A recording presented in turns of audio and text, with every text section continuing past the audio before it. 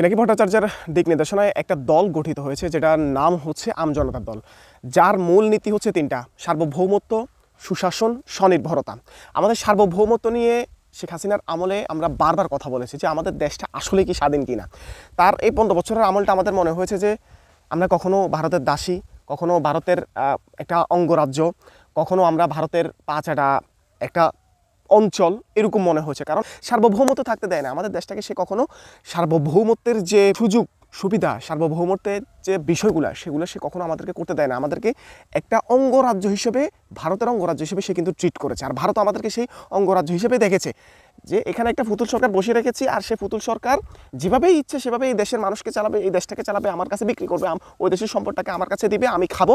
এইভাবে কিন্তু আমাদের দেশটা চলছে। সে কারণে আমাদের সার্বভৌমত্ব নিয়ে একটা বড় মাথা ব্যথা সবসময় ছিল। আমরা সবসময় চিন্তা করতাম যে ভারতের করদ রাজ্য থেকে কীভাবে আমরা বের হতে পারি। আমাদের সার্বভৌমত্বটা ছিল না। এই হাসিনা পতনের পর থেকে, ফ্যাসিস্ট খুনি হয় না, হাসিনা পতনের পর থেকে আমাদের দেশটা, আমরা বলতে পারি যে আমাদের দেশের সার্বভৌমত্ব আছে, আমরা একটা সার্বভৌমত্ব, আমরা একটা স্বাধীন দেশ, এটা আমরা বলতে পারি। এরপর স্লোগানটা হচ্ছে স্বনির্ভরতা। শেখ হাসিনা আমাদেরকে এত বছর ধরে ভারতের নির্ভরতায় রেখেছিল। অর্থাৎ আমরা সব সময় মনে হতো যে ভারত ছাড়া মনে হয় আমাদের গতি নেই। আমরা কোনো জিনিস, কোনো পণ্য, কোনো ব্যবসা, কোনো বাণিজ্য, কোনো বিমান ভারতের সাহায্য নিয়ে, ভারতের উপর নির্ভর থেকে আমাদেরকে এই বিষয়গুলো করতে হতো। আমরা কোনো কিছু আমদানি করব, আমরা কোনো কিছু রপ্তানি করব, আমাদেরকে রপ্তানি করতে দিবে না, আমাদেরকে আমদানি অন্য দেশ থেকে করতে। আমরা চাইলে পাকিস্তান থেকে আমদানি করতে পারতাম না, আমরা চাইলে চীনের সাথে যে কোনো একটা চুক্তি করতে পারতাম না, আমরা চাইলেই ভারতের যেসব শত্রু রাষ্ট্র আছে তাদের সাথে আমরা কোনো ডিল করতে পারতাম না। তার মানে আমরা স্বনির্ভর ছিলাম না, আমরা পরনির্ভর ছিলাম, অর্থাৎ ভারত নির্ভর ছিলাম। সেই স্বনির্ভরতার স্লোগান নিয়ে এই আমজনতা পার্টি গঠিত হয়েছে। এবং আরেকটা হচ্ছে সুশাসন। আমাদের দেশটা সুশাসন ছিল না স্বাধীনতার পর থেকে এই পর্যন্ত। কোনো সুশাসন আমরা দেখি নাই।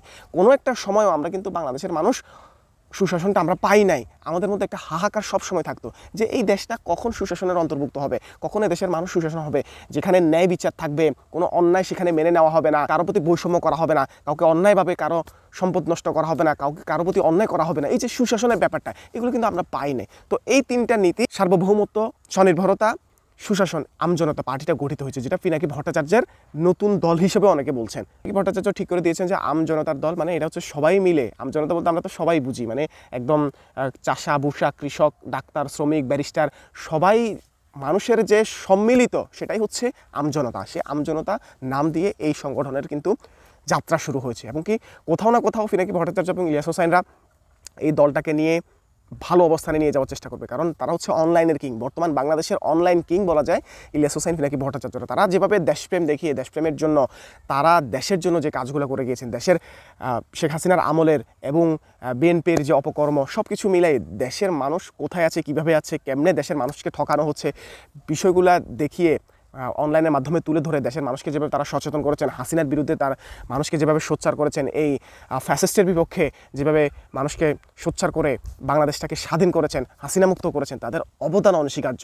সেক্ষেত্রে বলাই যায় যে আগামীর এই আমজনতার দল অনেক ভালো কিছু করবে।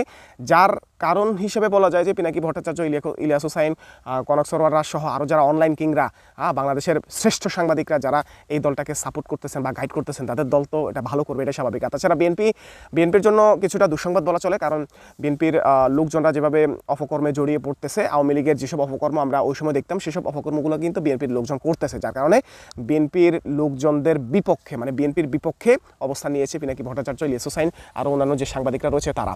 তো যার কারণে বিএনপির জন্য আগামী নির্বাচন যে অতটা সহজ হবে না, এটা তাদের একদম কেন্দ্রীয় পর্যায় থেকে বলা হচ্ছে। তো বিএনপি একসময় এই ইলিয়াস হোসাইন, পিনাকি ভট্টাচার্যকে অনেক বেশি পছন্দ করতো। তাদের সমর্থকরা, তাদের দলের নেতাকর্মীরা পিনাকি ভট্টাচার্য, ইলিয়াস হোসাইনদের অনেক বেশি সাপোর্ট করতেন, সমর্থন করতেন, তাদের ভিডিওগুলো শেয়ার করতেন। তো কোথাও না কোথাও আসলে তাদের কাজকর্মের কারণে কিন্তু এই অনলাইন কিংরা, বাংলাদেশের প্রখ্যাত সাংবাদিকরা কিন্তু তাদের বিপক্ষে অবস্থান নিয়েছেন। যার কারণে তাদের আগামী নির্বাচনে ক্ষতির সম্মুখীন হতে হবে, এটা সবচেয়ে বড় কথা। আর পিনাকি ভট্টাচার্য এবং ইলিয়াস হোসাইনরা ঘোষণাই দিয়েছেন যে কীভাবে বিএনপি আগামীতে ক্ষমতায় আসে, কীভাবে তারা তাদের এই অপকর্মগুলো চালায়, এটা আমরা দেখে নিব। সুতরাং হুঁশিয়ারি কিন্তু অলরেডি দিয়ে দিয়েছেন। তার মানে বিএনপির জন্য আগামী দিনগুলো অতটা সুখকর হতে যাচ্ছে না। তারা যেভাবে চাঁদাবাজি, লুণ্ঠনবাজি, লুটোতরাজ, বা দখল, বাস স্ট্যান্ড, ট্রাক স্ট্যান্ড সহ, বালু স্ট্যান্ড, আরও যা আছে সব কিছু মিলাই তাদের জন্য এগুলো দখল করা বা সরকারে আসা, ক্ষমতায় আসা, এগুলো অনেকটা চ্যালেঞ্জের মুখে পড়তেছে। অন্যদিকে জামাত, তারপর হচ্ছে চরমোনাই, বৈষম্য বিরোধী ছাত্র আন্দোলন, এরা কিন্তু এই পিনাকি ভট্টাচার্য, ইলিয়াস হোসাইন এদেরকে কিন্তু খুব সাপোর্ট করতেছে, খুব পছন্দ করতেছে। তাদের প্রেসক্রিপশন অনুযায়ী, তাদের দিক নির্দেশনা অনুযায়ী কিন্তু তারা সিদ্ধান্ত নিচ্ছে। যাই হোক, আমজনতা পার্টির জন্য শুভকামনা থাকলো। সবাই ভালো থাকবেন, সুস্থ থাকবেন। দেখা হবে পরবর্তী কোনো ভিডিওতে। আসসালামু আলাইকুম।